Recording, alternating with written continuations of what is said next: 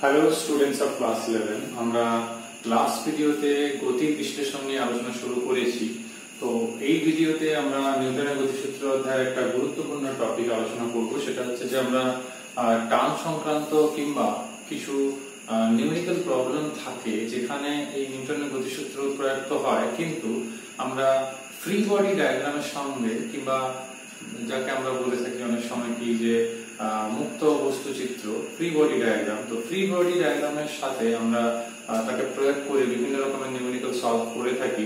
Entrance এবং 11 এর annual examination দুটো ক্ষেত্রে এটা যথেষ্ট গুরুত্বপূর্ণ। তো এই অঙ্ক সমাধান করার পদ্ধতি নিয়ে তোমাদের টেক্সট বইগুলোতে আলোচনা করা রয়েছে। তো সেই পদ্ধতিটা কি সেটা দিয়ে আমি একটু সামারি আকারে বলতে চাইছি, যাতে করে তোমরা প্রবলেম অ্যাপ্লাই করার সময় প্রবলেমে যখন সলভ করবে তখন সরাসরি সেটা অ্যাপ্লাই করতে পারো। তো এটা অ্যাপ্লাই করার মূল যে ব্যাপারটা হচ্ছে, সবচেয়ে প্রথমে তোমাদের দেখতে হবে যে কত কিংবা বস্তুরা কারা কারা আছে সেখানে বস্তু। তো সেই বস্তু তার ভর থাকতেও পারে, আবার তার ভরহীন হতে পারে, অর্থাৎ ভরযুক্ত হতে পারে। তো সেটা একটা প্রথম কাজ থাকবে তোমাদের ছায়া প্রকাশনী বইতে 158 আর 159 এর পেজে আলোচনাটা আমরা এই ভিডিওতে করব। তো 158 পেজে যেটা সবচেয়ে প্রাথমিক জিনিস যেটা রয়েছে সেটা হচ্ছে কোন একটা বস্তুর ক্ষেত্রে তার স্থিতি কিংবা যাকে আমরা স্থির অবস্থা বলি কিংবা গতিশীল অবস্থা কোনটা আলোচনা করতে হবে সেটা আগে ডায়াগ্রাম দেখে সেটা আগে কিন্তু ক্লারিফাই করে নিতে হবে। যেমন আমি একটা ছোট্ট উদাহরণ বলছি যে সাপোজ একটা বস্তু এরকম রয়েছে, সেই বস্তু দেখা গেল হয়তো স্বাভাবিকভাবে ওজন W যেটা সেটা নিচের দিকে উল্লম্বভাবে ক্রিয়া করছে, আর একটা উপরে একটা কোনো স্থির কোনো পয়েন্ট থেকে কোনো হুক কিংবা কোনো একটা ফিক্স পয়েন্ট রয়েছে, সেখান থেকে দড়ি দিয়ে একটা বস্তুকে এরকম ঝোলানো আছে।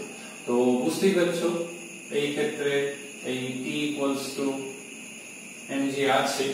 তো এই ক্ষেত্রে এই বস্তুর নাম যদি আমি A দিই, তাহলে এই বস্তুর আমরা স্থিতি নিয়ে আলোচনা কিন্তু করছি। যেরকম আমরা দেখি ছাদে ফ্যান ঝোলানো রয়েছে ল্যাম্পের সাহায্যে, সেই ক্ষেত্রেও কিন্তু এরকমই ব্যাপারটা দাঁড়াচ্ছে। কিন্তু এরকম কেস থাকতে পারে যেখানে ধরো এখানে ধরো রিজিড সাপোর্টটা রয়েছে, অর্থাৎ ধরো ছাদ এটা ধরো, তো সেখান থেকে এরকম দুটো দড়ির সাহায্যে এখানে সাপোজ একটা বস্তু রয়েছে, তার নাম হয়তো আমরা দিলাম B। তো সেখান থেকে একটা আয়তাকার বস্তু কিন্তু যে কোনো শেপে কিন্তু হতে পারে।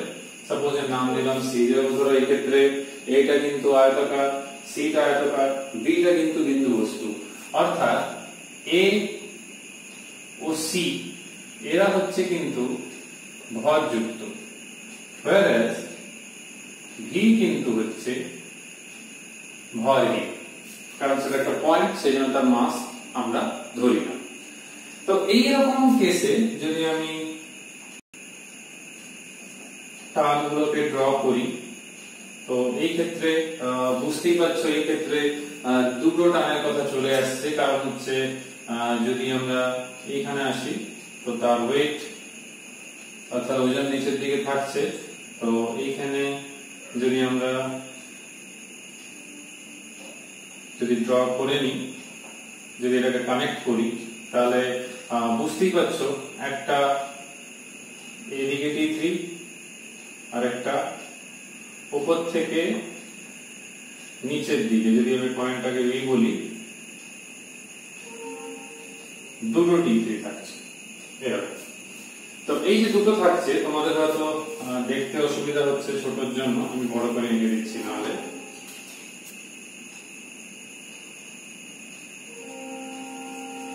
এই হচ্ছে সেই বডি C, আর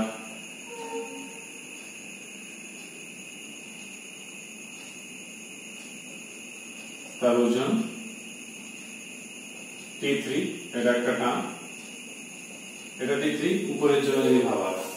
কিন্তু এরকম অ্যানালাইসিস কিংবা বিশ্লেষণ করার সময় যেটা একটা জিনিস মাথায় রাখতে হয় সেটা হচ্ছে যে আমরা এই ক্ষেত্রে একটা নির্দিষ্ট একটা নির্দেশতন্ত্রের কথা ভাবনা রাখতে হবে, যে নির্দেশতন্ত্র সাহায্যে স্থিতি গতি বিশ্লেষণ কিংবা আলোচনা করতে খুব সুবিধাজনক হবে সেরকম কিন্তু নির্দেশতন্ত্র ভাবতে হবে, এবং সেই নির্দেশতন্ত্র যে ভাববো আমরা, সেই নির্দেশতন্ত্রের অক্ষগুলো আমরা ঠিক করবো। সেই অক্ষগুলো অবশ্যই যেন আমরা যখন সলভ করি তখন সেটা যেন থাকে লম্ব উপাংশে কিন্তু থাকে। যেগুলো তোমরা বইতে ওই লেখাটা দেখতে পাবে যে বস্তুগুলোর গতি বর্ণনা করার জন্য উপযুক্ত নির্দেশতন্ত্র বাছাই করতে হবে এবং নির্দেশতন্ত্রের অক্ষগুলি পরস্পরের সঙ্গে লম্বভাবে নেওয়া হবে।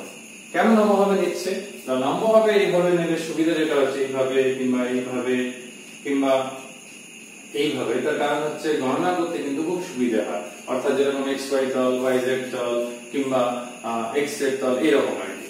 তো সেই কাজটা কিন্তু অনেকটা সুবিধা হয়। আরেকটা হচ্ছে যখন এরকম গতি বিশ্লেষণ করতে হবে অঙ্ক করার সময়, তো আমরা যখন অনুশীলনী করবো তখন আলোচনা করবোই। তো আপাতত বলে রাখি যে যখন আমরা এই ধরনের গতি বিশ্লেষণ করবো তখন আরেকটা জিনিস মাথায় রাখতে হবে যে কোনো একটা বস্তু রয়েছে, সেখানে তো আরো বস্তু রয়েছে, যেরকম এখানে দেখছো বি, আরেকটা বস্তু রয়েছে সি। তাহলে কোথায় কি কি বল প্রয়োগ হচ্ছে, অর্থাৎ এই বস্তুর উপরে পরিপার্শ্বে থাকা বস্তুগুলো বল প্রয়োগ করছে কিনা, বল প্রয়োগ করছে তো সে বস্তু কত বল প্রয়োগ করছে, সেটা কিন্তু একটা গুরুত্বপূর্ণ ব্যাপার হয়ে যায়। নেক্সট যে কাজটা হচ্ছে সেটা হচ্ছে যেহেতু এখানে একটা বেশি বস্তু রয়েছে, তাহলে প্রত্যেকটা বস্তুর জন্য তোমাদের ফ্রি বডি ডায়াগ্রাম কিংবা যেটাকে আমি একটু আগেই বলেছিলাম যে মুক্ত বস্তু চিত্র, যদি আমি এটাকে দুটো খণ্ড হিসাবে কল্পনা করি, তাহলে এটাকে আলাদা আঁকবো, এটাকে আলাদা আঁকবো। তাহলে কি হবে, অ্যানালাইসিস করতে কিন্তু অনেকটাই কিন্তু সুবিধা হবে। যেমন একটা উদাহরণ দিচ্ছি, ধরো এটাকে আমরা এভাবে আঁকতে পারি। কেমন না, সাপোজ এরকম আছে, প্রথমটার কথা বলছি আমি, এরকম নিলাম, ঠিক আছে। এটাকে আমরা T1, এটাকে T2, এটাকে B। তো এই ক্ষেত্রে যেটা আমরা দেখেছি এটা T3। তো এই অংশটাকে এইভাবে আমরা এঁকে নিলাম। নিচের যে অংশটা রয়েছে তাকে আমরা আঁকবো। অক্ষগুলো কি, অক্ষগুলো আমরা এইভাবে বিশ্লেষণ করব। তাহলে দেখো লম্ব উপাংশে কিন্তু তাদেরকে আমরা বিভাজন করতে পারছি। তো এই ক্ষেত্রেও তাই করবো আমরা।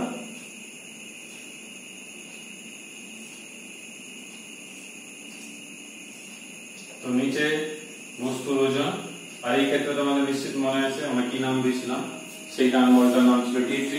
তাহলে T3 mg। তাহলে অক্ষগুলোকে আমরা এইভাবে গণনা করব।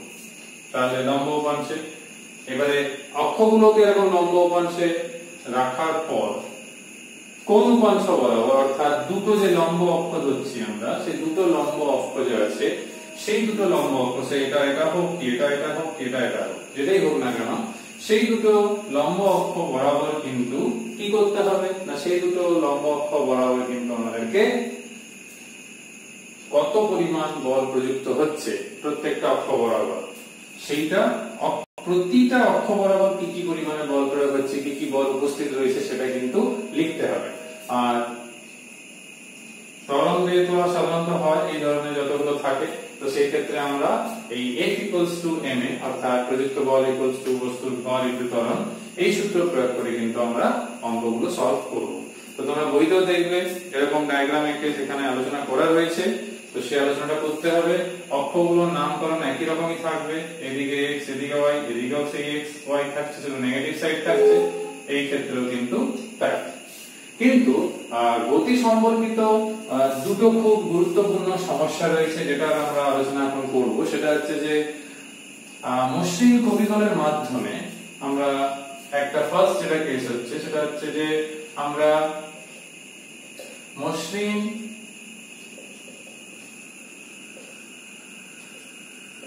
কপিকলের মাধ্যমে বস্তু একটা হচ্ছে অনুভূমিক গতি,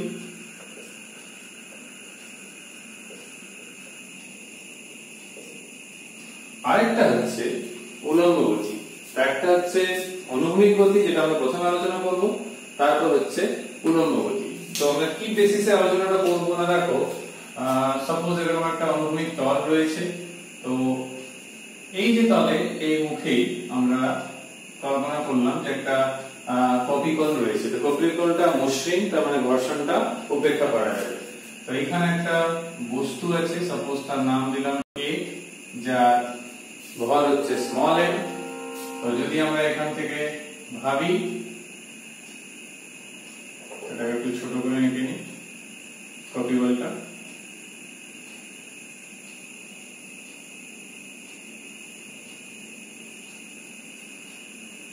এটা হচ্ছে বস্তু বি, এটা কি না তার ভর ধরলাম ক্যাপিটাল এম।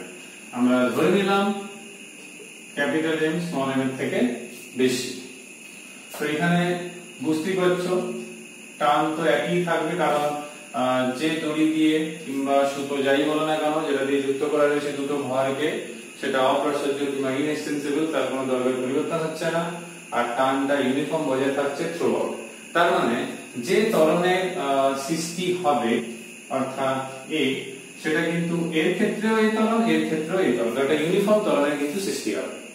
তো যদি আমরা এখানে গতি বিশ্লেষণ করতে চাই, তাহলে গতির বিশ্লেষণটা আমরা কিভাবে করতে পারবো? না, গতির বিশ্লেষণ করার সবচেয়ে সহজ উপায় এটা হচ্ছে, আমরা এখানে যদি লক্ষ্য করে দেখি সবচেয়ে প্রথমে যে এ বস্তুর ক্ষেত্রে, তাহলে এ বস্তুর ক্ষেত্রে যদি আমরা বলি তাহলে কি আসছে,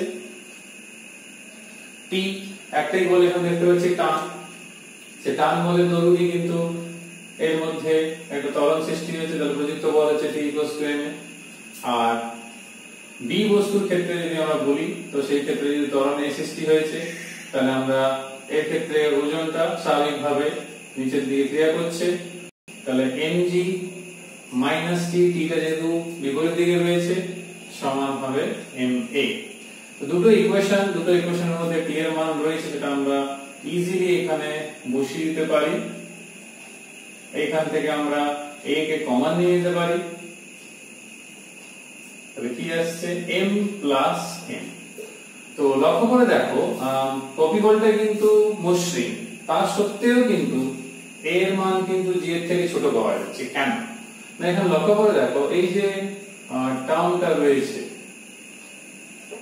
এই যে টার্মটা কিন্তু অ্যাকচুয়ালি ক্যাপিটাল এম এর থেকে কিন্তু ছোটই হবে, কারণ হচ্ছে capital M by capital M plus M, তো এটা তো একটা পজিটিভ কোয়ান্টিটি, অবশ্যই সেটা একের থেকে যথেষ্ট বড় কোয়ান্টিটি, তো সেটা কিন্তু ক্যাপিটাল এম এর মান থেকে ছোট হবে, কারণ এম বাই ওই টার্মটা থাকছে। কিন্তু তোমাদের ছায়া প্রকাশনী বই যেটাকে উপরে ক্যাপিটাল এম জায়গায় স্মল এম লেখা রয়েছে, ওটা অ্যাকচুয়ালি একটু প্রিন্টিং মিস্টেক রয়েছে, তো যে প্রিন্টিং মিস্টেকের জন্য এরকম সিচুয়েশনটা এসছে, তো সেটা কিন্তু টানের ক্ষেত্রে রয়েছে, তো সেটাও আমি এখনই বলছি।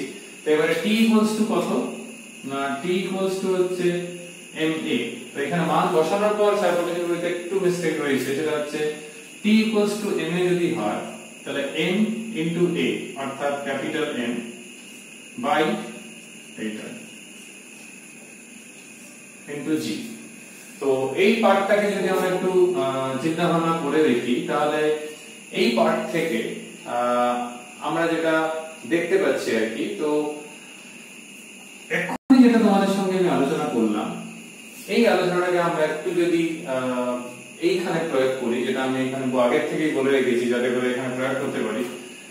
যেহেতু এখানে ক্যাপিটাল এম বাই এখানে রয়েছে ক্যাপিটাল এম প্লাস এম, তো এরকম যে টার্ম তোমরা বইতেও দেখতে পাবে, এরকম টার্ম রয়েছে। তো আমরা যদি এই টার্মটাকে যদি একটু ভাবি, আমরা যে এই টার্মটা যদি আমরা একটু শর্টে লিখি, অর্থাৎ স্মল m কে যদি আমরা ডিভাইড করে দিই, তাহলে এই টার্মটা কিন্তু আসছে, অর্থাৎ উপরে যে ক্যাপিটাল M আর স্মল m রয়েছে তার মধ্যে স্মল m কে যদি নিচে নামিয়ে দিই, তাহলে এরকম টার্ম আসছে। তোমরা যদি দেখো এরকম ইকুয়েশন তোমাদের বইতে রয়েছে, capital M by 1 plus capital M by small m into g।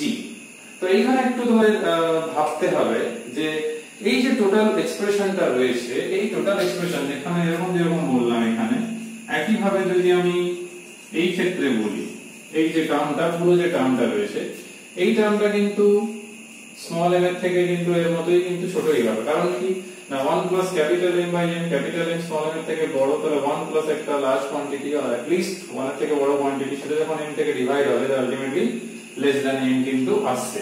তো এখান থেকে আমরা যেটা সিদ্ধান্ত নিতে পারি সেটা হচ্ছে যে t এর মান কিন্তু mg অর্থাৎ b যে রয়েছে অর্থাৎ b বস্তুর ওজন থেকে কিন্তু কম হচ্ছে। সেখানে যখন তরল জি এর থেকে কম হয়েছিল এখানে কিন্তু ওজনটা কম হচ্ছে, এটা একটু কিন্তু মাথায় রাখতে হবে। কিন্তু এটা কি ছিল না, এটা তো আমরা দেখলাম যেটা সেটা হচ্ছে যে বস্তুর আমরা অনুভূমিক গতি দেখলাম, কারণ হচ্ছে একটা অনুভূমিক টেবিল ছিল, সেখান থেকে ঝুলন্ত কপিকলের সাহায্যে, তো কপিকল আবার কি না মসৃণ ছিল, সেই জন্য আমরা ঘর্ষণ বলটাকেও কিন্তু গ্রাহ্য করিনি, অগ্রাহ্য করেছি। কিন্তু যদি উলম্ব গতি হয় অর্থাৎ একই রকমই কেস, অর্থাৎ মসৃণ কপিকলের মাধ্যমে শুধু অনুভূমিকের জায়গায়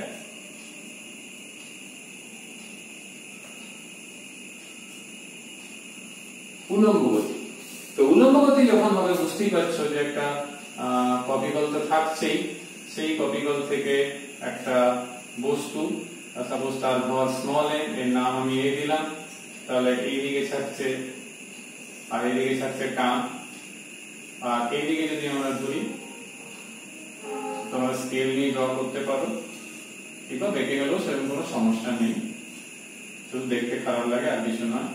ক্যাপিটাল M যদি হয়,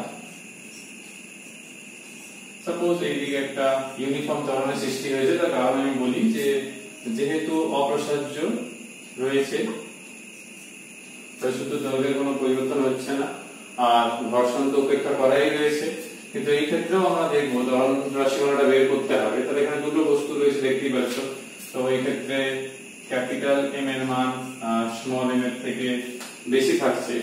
তো এই ক্ষেত্রে যদি আমরা আলোচনা করে দেখি তাহলে যেটা পাওয়া যাচ্ছে সেটা কি না, এই স্মল m ক্যাপিটাল M যে দুটো দেখতে পাচ্ছি আমরা, এর ভর কম এর ভর বেশি, তাহলে আমরা একটা জিনিস লক্ষ্য করে দেখতে পাবো সেটা কি না, এই যে বস্তু যার নাম দিলাম আমরা বি বস্তু, তাহলে দুটো বস্তু আমরা দেখতে পাচ্ছি। তো একটা কি হবে না, প্রথম হচ্ছে এ বস্তুর ক্ষেত্রে,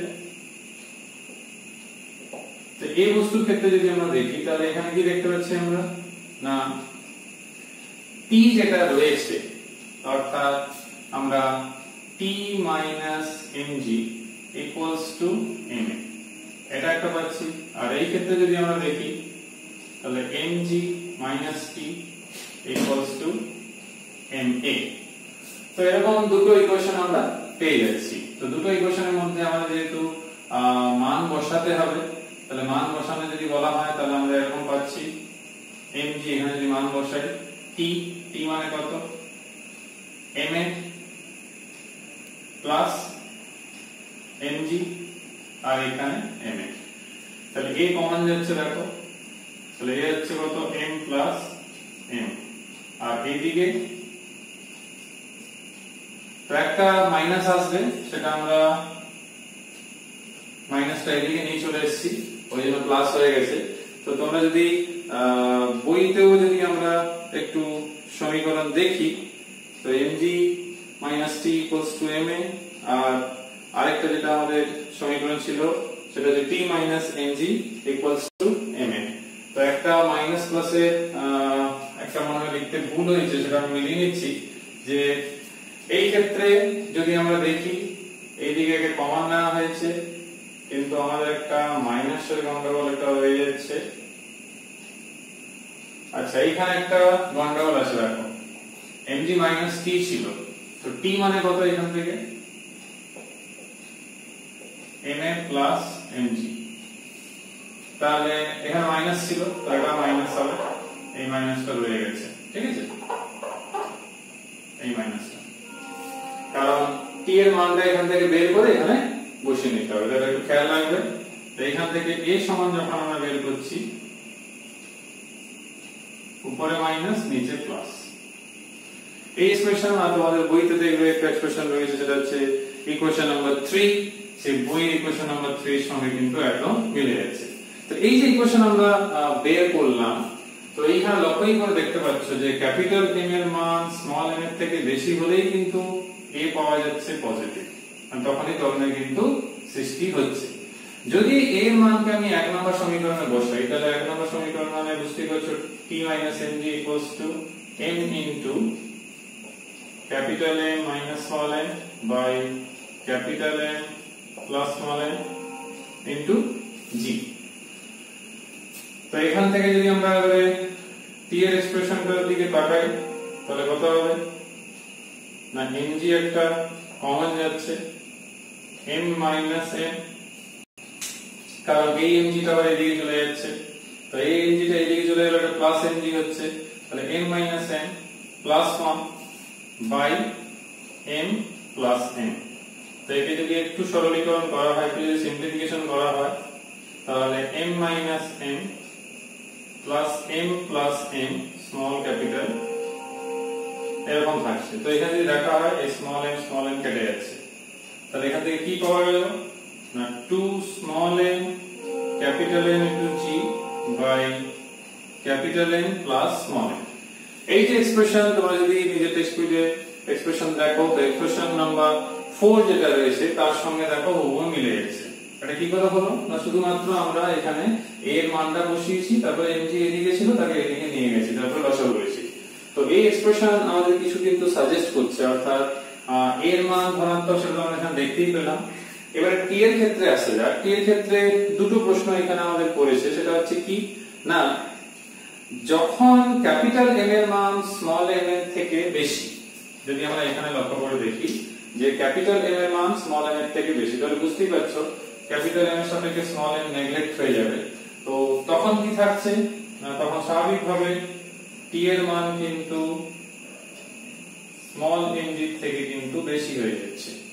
কখন এটা না যখন ক্যাপিটাল M এর মান স্মল m এর থেকে বেশি। তো তোমরা বুঝতে দেখবে প্রথম শর্ত এটাই রয়েছে যে t গ্রেটার দ্যান mg হচ্ছে, কারণ কি না এখানে একটা যদি সমাধান দেখি যে 2 mg হয়ে যাচ্ছে, তাহলে mg থেকে বেশি। কেস নাম্বার 2 সেটা হচ্ছে যদি এই শর্তই থাকবে, এই শর্ত দিয়ে যদি আমি t এর মান ক্যাপিটাল M থেকে ছোট কি বড় সেটা যদি আলোচনা করতে যাই, তাহলে এখানে লক্ষ্য করে দেখো তোমরা যে এই ক্ষেত্রে উপরে ক্যাপিটাল M স্মল m দুটোই রয়েছে আর নিচে ক্যাপিটাল M প্লাস m রয়েছে।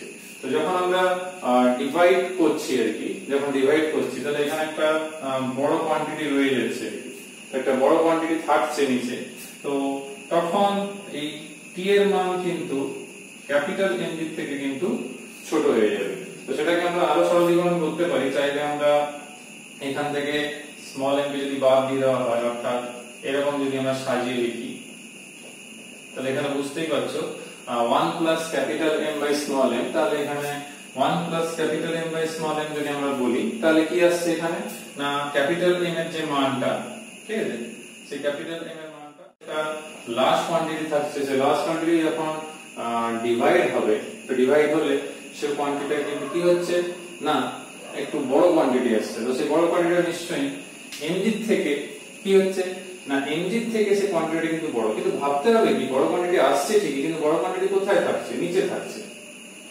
তো যখন বড় কোয়ান্টিটি নিচে থাকছে তখন ভাগ হয়ে যাচ্ছে। তো কোনো ভগ্নাংশের হরের মান যদি বেশি হয় তখন স্বাভাবিকভাবে ভগ্নাংশের মান কমে যায়। তো সেই জন্য t এর মানটা কিন্তু ক্যাপিটাল M থেকে ছোট হয়ে যাচ্ছে। তো বইতে শুধু এমনি লিখে দিয়েছে, তোমাদের কিন্তু লজিক প্রয়োগ করতে হবে। তার মানে কি সুতো কিংবা দড়ির যে টানটা বেরোচ্ছে সেটা হচ্ছে a বস্তু অর্থাৎ ছোট বস্তুর ওজনের থেকে বেশি, কিন্তু এই দিকে বড় বস্তুর ওজনের থেকে কিন্তু কম। সেই কথাটাই দেখো লেখা রয়েছে, অর্থাৎ a বস্তুর তুলনায় সুতোর টানের মানটা কিন্তু কি হচ্ছে সুতোর টান a বস্তুর ওজনের থেকে বেশি আর b বস্তুর ওজনের থেকে কিন্তু সুতোর টান কম হচ্ছে। সেই কথাটা দেখবে বইতে এখানে লেখা রয়েছে। কিন্তু প্রশ্ন হচ্ছে যে দুটো বস্তুতে ওজনের জন্য নিচের দিকে বল গতি এক হচ্ছে ছোট mg এবং ক্যাপিটাল mg। একটা প্রশ্ন আছে যে কপিকলের উপর সুতো দ্বারা মোট প্রযুক্ত বল কত। তাহলে দেখো কপিকল সুতো দ্বারা মোট যে প্রযুক্ত বল, তাহলে এটাও কি এটাও কি, তাহলে এই ক্ষেত্রে বুঝতেই পারছো যে আমাদের 2t হবে মোট প্রযুক্ত বল, কারণ এইদিকে সুতো থেকে ভাবতে হবে এদিকে সুতো থেকেও ভাবতে হবে। তো এটা বের করতে গেলে আমাদের কি করতে হবে না t এর মান আমাদের কাছে অলরেডি রয়েছে, সেটা কত না t রয়েছে 2 small m capital M into G by capital M plus small m। তো যেহেতু দুটো থাকছে, তো সেই দুটো যখন আমরা বলবো, তার মানে এখানে এদিকে টি আর এদিকে টি দুটোই ক্রিয়া করছে টপিক্যালের উপরে, তাহলে 2 দিয়ে গুণ করলে এখানে একটা 4 চলে আসবে। ওই জন্য দেখবে বইয়ের এক্সপ্রেশন একটা 4 রয়েছে, সেটা উভয় পক্ষকে 2 দিয়ে গুণ করার জন্য। তো সেটাই দেখবে ইকুয়েশন নাম্বার 5 বলে রয়েছে। এটা কথা হচ্ছে এটাই যে কপি বলের উপর সুতো দুদিক থেকে নিম্নমুখী বল প্রয়োগ করে, যেটা দেখতেই পাচ্ছি আমরা, সেই বলটা কত না, সেই বলটাই হচ্ছে যে সুতো দ্বারা মোট প্রযুক্ত বল। তাহলে যদি আমরা দেখি সুতো দ্বারা মোট যে প্রযুক্ত বল, সেই প্রযুক্ত বলটা কিন্তু এটাই হবে, যেটা টি রয়েছে তার সঙ্গে শুধু 2 গুণ করে দিতে হবে। এটা মনে রাখলেই হবে, আর তোমরা এমনিও এক্সপ্রেশনটা বের করছো, তার সঙ্গে 2 গুণ করে দেবে। এই প্রয়োগ হিসাবে তোমরা বইতে দেখতে পারো কিছু গাণিতিক সমাধান রয়েছে, গাণিতিক প্রশ্নের সমাধান রয়েছে 159 পেজ এবং 160 পেজে। যেহেতু এন্ট্রান্স এবং এইচএস দুটোতেই বেশি গুরুত্বপূর্ণ, এন্ট্রান্সে যথেষ্ট গুরুত্বপূর্ণ রয়েছে এই জাতীয় টান সম্পর্কিত অঙ্কের সমস্যা। তো থিওরি এরকমই থাকবে, সেখানে হয়তো কোথায় দুটো বস্তু থাকে, 3টে বস্তু, কোনো কিছু থাকবে, কোনো অসুবিধা নেই। যতগুলোই বস্তু থাকবে না কেন, আমি ভিডিওর শুরুতেই বলেছি ইন্ডিভিজুয়ালি তাদের গতি কিংবা স্থিতি বিশ্লেষণ করতে হবে। তার জন্য একটা নির্দিষ্ট দূরে ধরে কোন অভিমুখে কি বল প্রয়োগ হচ্ছে, উলম্ব দুটো অক্ষ ধরে তার সাপেক্ষেই বের করতে হবে। তো আমরা এখানে আলোচনা শেষ করব। 159 এবং 160 পেজে যে উদাহরণ অঙ্ক রয়েছে, মোট 4টে উদাহরণ অঙ্ক, 4টেই তোমরা দেখবে ইন্ডিভিজুয়ালি ধরে, তাহলে সুবিধা হবে। পরের ভিডিওতে এবং তার পরের ভিডিওতে খুব গুরুত্বপূর্ণ দুটো টপিক আলোচনা হবে। নেক্সট ভিডিওতে আমরা চলন্ত লিফটের প্রতিক্রিয়া এবং আপত ওজন আলোচনা করব, এবং তারপরের ভিডিওতে আমরা আলোচনা করব রৈখিক ভরবেগের সংরক্ষণ সূত্র, সেখান থেকে তৃতীয় গতি সূত্র, এবং তৃতীয় গতি সূত্র থেকে কিভাবে রৈখিক ভরবেগের সংরক্ষণ সূত্র আসছে সেগুলো নিয়ে আমরা আলোচনা করব নেক্সট ভিডিও এবং তারপরের ভিডিওতে। তো এইখানেই আলোচনা শেষ করছি। পরের ভিডিওতে আমার সঙ্গে আবার দেখা হবে। সবাই সুস্থ থাকবে, সাবধানে থাকবে। বুঝতে কিছু অসুবিধা থাকলে কমেন্ট করে জানাবে। Till then, by.